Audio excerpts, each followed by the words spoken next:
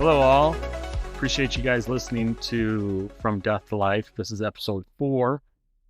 Today, we're going to be talking about suicide clues and warning signs. But before we do that, my co-host, Carrie Deartenzio. How are you doing, Carrie? I'm doing well. Glad to be here with you today. We want to start off with our question, which is, what are the beautiful things that happened? What's a beautiful thing that happened to you this last week? I would say starting a Bible study with my jiu-jitsu guys. Tell me more. It's been an amazing blessing being involved with jiu-jitsu. Started close to 3 years ago, and I love that community. I love the guys. I love getting my butt kicked and kicking a little butt too. But it's been an enormous blessing. We just started a Bible study, and I'm totally stoked now. How about you? Love that. Beautiful thing was we got to spend 2 weeks with our granddaughter, Remy. And let me just say, she is pure delight. Mm. And I know that every grandmother says this, but she's the cutest baby in the whole world. She's the best. And Yes. she's the sweetest, and she is a delight.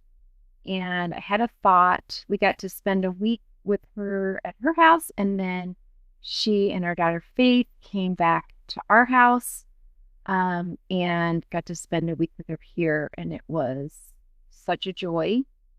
And I was looking at her one day, and I thought, I just look at her and I see only delight.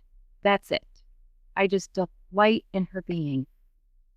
And I felt like God said to me, and that's how I look at you. Mm.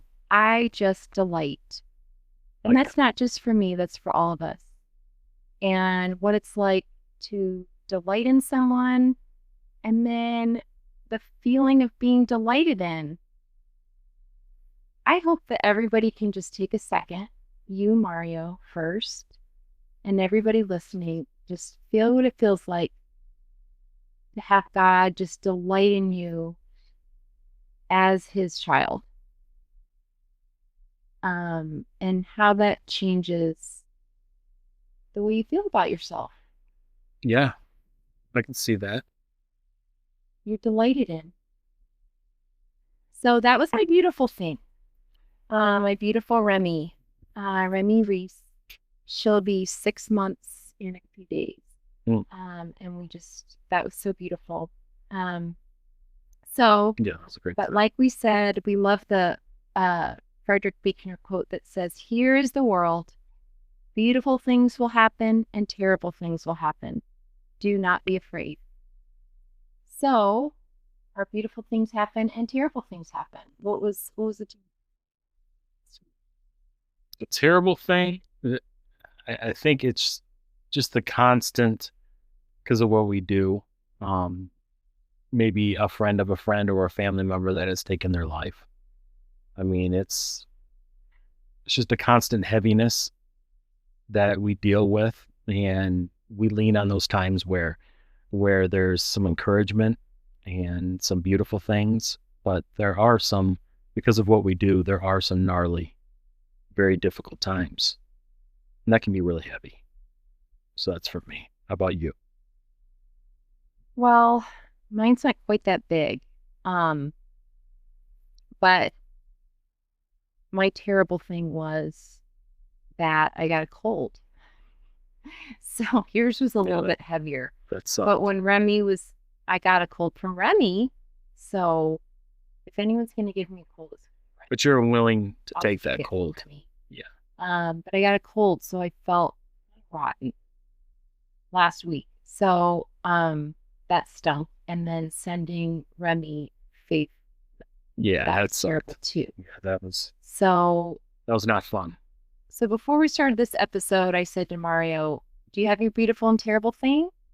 And he said, "Why do we have to talk about a terrible thing?" And I was just said, going to ask why don't you share why? yeah, because, and I mentioned this last time, but beautiful and terrible things happen in the world and in our lives. And I think it's when we assume that life is supposed to be only beautiful that we really compound our suffering, because we go around with the belief that it shouldn't be this way, it shouldn't be this way.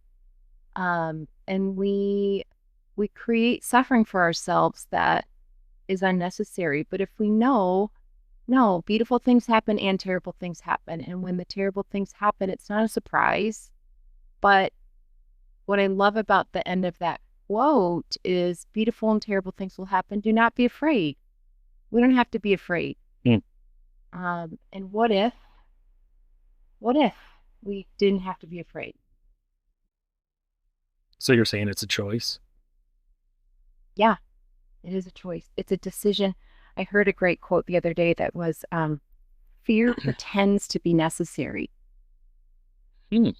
Fear pretends to be necessary. Worry pretends to be necessary. Like, well, if you're not worried about this, then dot, dot, dot, dot, dot, the worst case scenario. Hmm. No, it's pretending.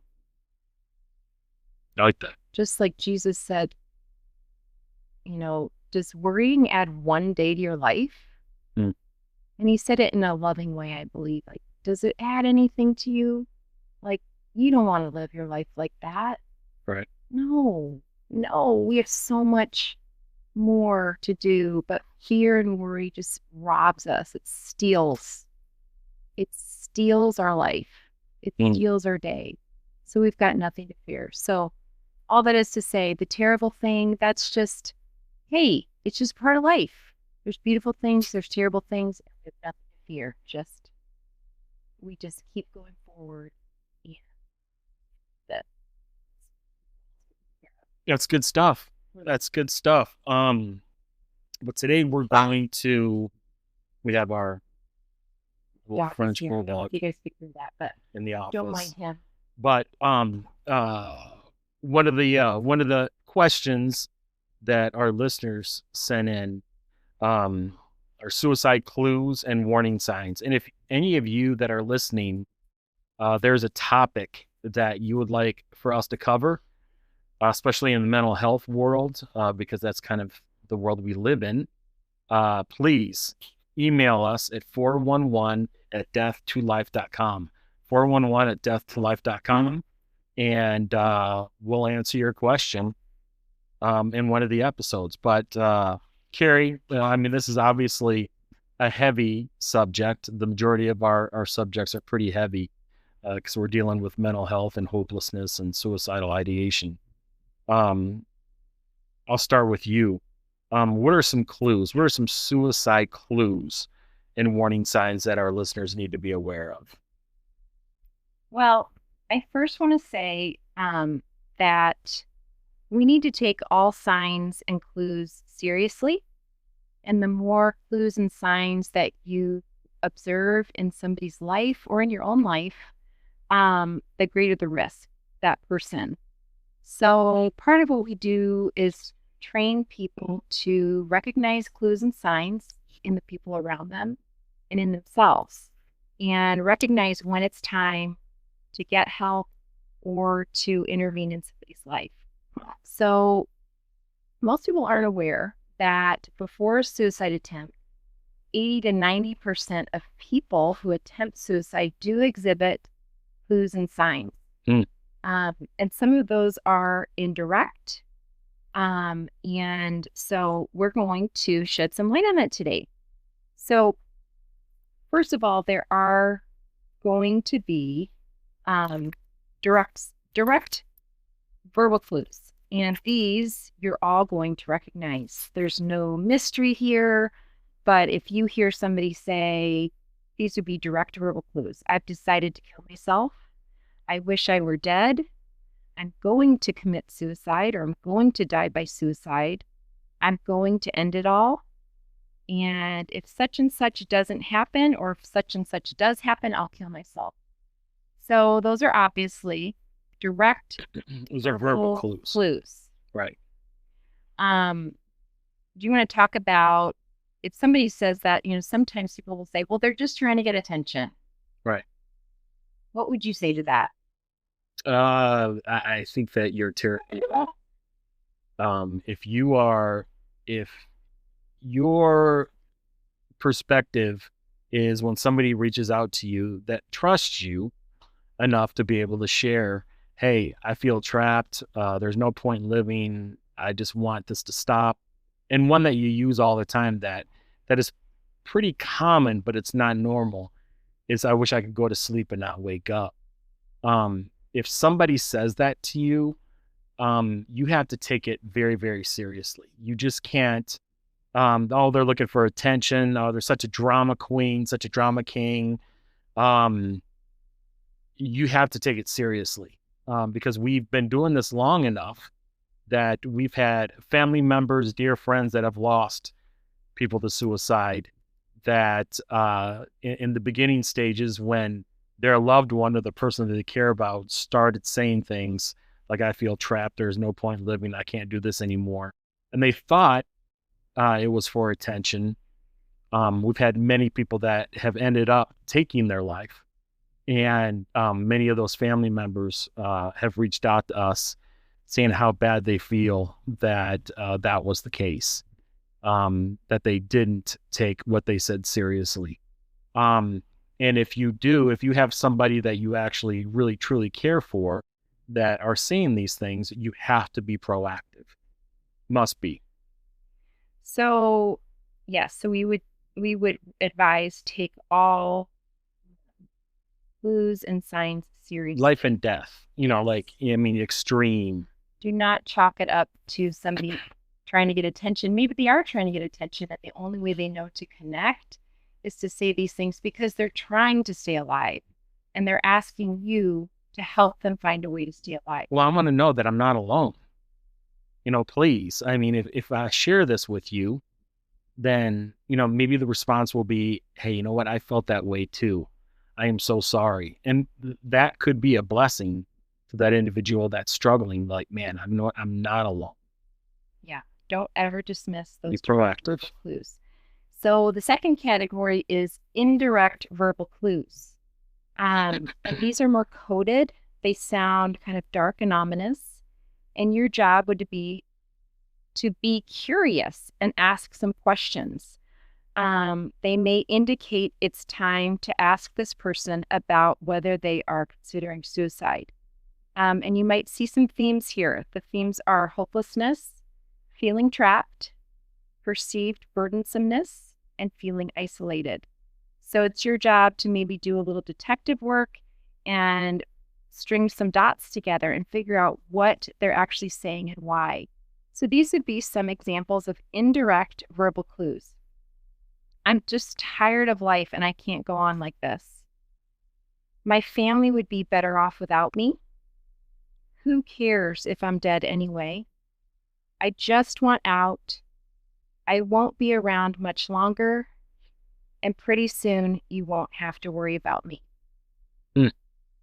So you can hear those themes, perceiving themselves as a burden, feeling isolated, like nobody really cares anyway, and just hopelessness, like nothing's going to get better. So what's the point? Mm. So they're indirect, but you can hear like they should be a concern to you. So this would be a time when you would ask, what do you mean by that? Can you tell me about what you mean in your life? It's good. So then we move on to some behavioral clues. These are things that you see demonstrated in somebody's life, in their behavior. The first one would be any previous suicide attempt. So if this person has attempted suicide in the past, that is a behavioral clue that they could attempt again in the future. Now, I want to say that people who get the help they need are very likely to go on to live happy and thriving lives. So just because somebody has attempted suicide in the past does not mean they will attempt again. If somebody gets the help they need, they're very likely to never attempt again. However, if somebody does not get the help they need, they would be considered at risk. And there are 3 reasons, if they do not get that help, that this previous attempt is a risk factor. And that would be number 1, they've increased their pain tolerance.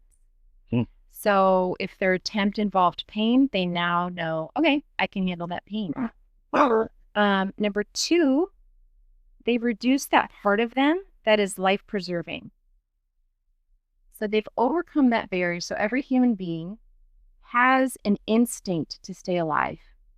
And it's just built into us. It's why we jump out of the way when a car is coming toward us. We have a natural human instinct to stay alive. So somebody who has overcome that barrier by a previous suicide attempt has overcome that barrier the first time. That is our natural instinct to stay alive. And the third reason that this increases their risk is that they've increased their knowledge of what is lethal and what is not. So all of that is to say that if there's someone in your life who has attempted and has not gotten appropriate help, please be aware that they are at risk. Another behavioral clue would be somebody stockpiling guns or pills, Eating habits, appearance, Googling means for suicide. Depression, number 3, depression is our number 1 risk factor for suicide. Depression does not cause suicide, but it is a major risk factor. So when we talk about these risk factors, they're like building blocks. And when they stack on top of each other, like I said, the more risk factors, the more serious the concern. Depression is that huge block at the bottom. So if somebody struggles with depression, that is a behavioral clue that they need help. Number 4 would be making sure things are in order when they are gone, getting their affairs in order. Number 5 would be giving away possessions. So if you've ever had somebody say, I wanted to give you this hat that means a lot to me, or pets, giving away things that are meaningful can be a behavioral clue that somebody's considering suicide. Sudden interest or disinterest in religion, something that's different from what is normal for them. Drug and alcohol abuse or relapse. It's a huge risk factor, especially when coupled with depression. And then unexplained anger, aggression, or irritability. So we would call that like off-putting behavior, acting out. And then on the flip side of that would be acting in. So those would be people who are withdrawing and isolating. Another one worth mentioning is sleep deprivation or sleep disturbance or inability to sleep. So sleeping too little or too much. Yeah. Those would be anything about that there. I think one of the ones that we have a tendency to forget a bit is like a sudden interest in risk taking. Yeah. Or talking about it. Like, I'm afraid of heights. I'm horribly afraid of heights. And all of a sudden, if I'm just like, hey, you wanna, Let's go skydiving. Let's go skydiving. Let's go to the top of the building and, hang off the end of it. Yeah. But I think the bottom line though, with the verbal and the behavioral clues, is that we have to be paying attention to those people in our lives to be able to see these, because these are things that the majority of the time they will happen. The verbal or the behavioral will happen, but we're not paying attention enough. And then when they end their life, they're like, I never knew. And then unfortunately it comes later that, oh my gosh, they were saying these things. They were behaving this way. Yeah. And that is a really important point. Is being the kind of person who notices other people's lives and cares about it. Like, Are you noticing? Are you interested? And I think if you're listening to this, you probably are that kind of person. Right. The last category would be situational clues. So we talked about things that people say, things that people do. And these are people who might be at risk. Maybe somebody suffers with depression. Maybe somebody suffers with substance abuse issues. Those are two huge categories. And then when we see situational clues stacked on top, we see somebody who is at great risk. We see these a lot. So I'm going to read these to you. And Mario, you tell me what the theme is that you hear woven through all of these situations.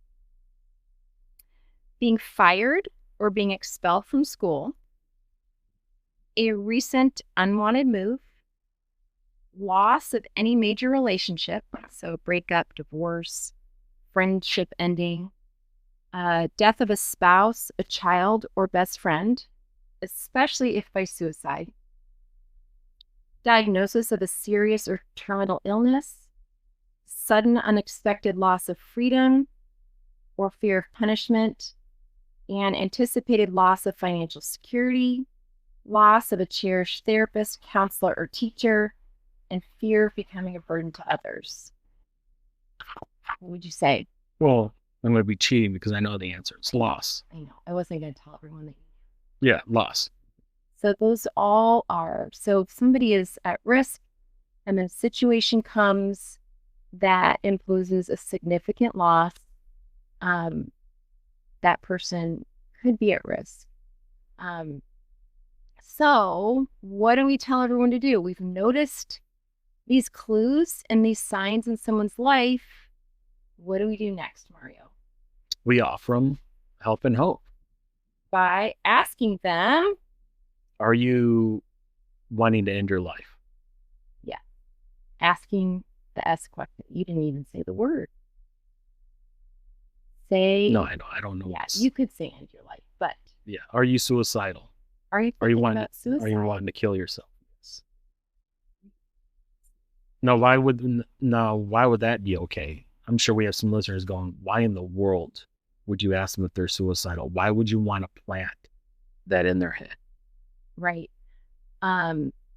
This is a big misconception that saying the word suicide plants an idea in somebody's mind. Right. The opposite is actually true. If somebody is considering suicide and you bring it up, you ask them, are you suicidal? You are actually offering them an opportunity to share what's going on internally, and you are decreasing their anxiety, and it actually lowers the risk of suicide attempt. Right. So part of our mission is to make people comfortable asking that question so that we can lower the risk of suicide attempt. Right. So if you ask them, make sure you're alone. You're not doing it in public. What are some other ones? Listening. I know this is a big one. Listening without judgment, not wanting to talk, to listen instead of talking. Yeah.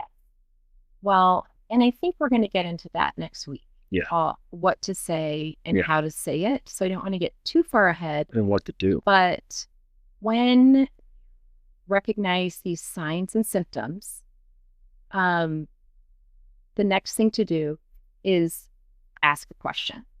So I want us to end that right there because that felt kind of like a fire hose of information. Right. So I want us to wrap it up, and we'll talk next week about what to say so that we can give you some verbiage. We can tell you how to enter into that conversation. But for today, we wanted to just give you, and maybe you can listen to this again and jot down some notes about what are some signs, what are some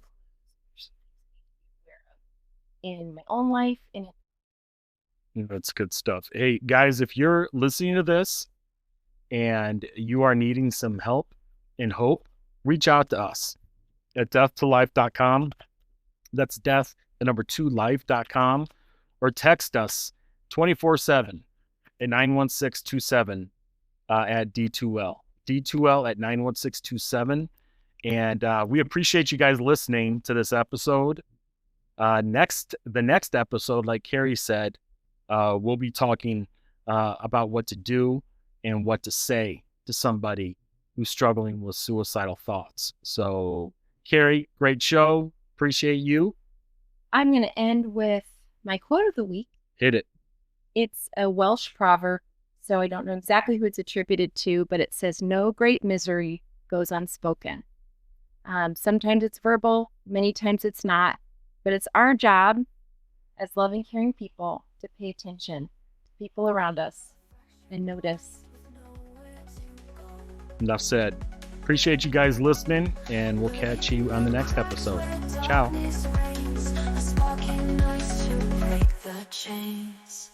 From death to life, you rise again.